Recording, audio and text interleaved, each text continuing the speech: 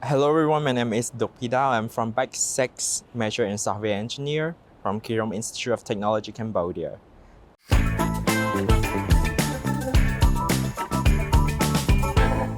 So currently I'm working as a software engineer in Japan for one private company, and I got this opportunity from school, and we're doing bunch of interview back then with the company and the school itself, and currently it's been 1 year and I like working here as well.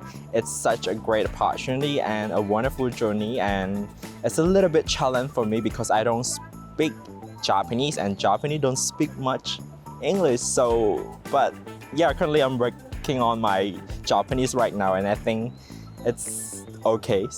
So once I got a job offer here in Japan, school and my company helped me in terms of visa preparation and also documentation as well. And we also looking for an apartment which is like nearby the company, so it would be easier for me to go to work. And thanks to that, I could live in a good place.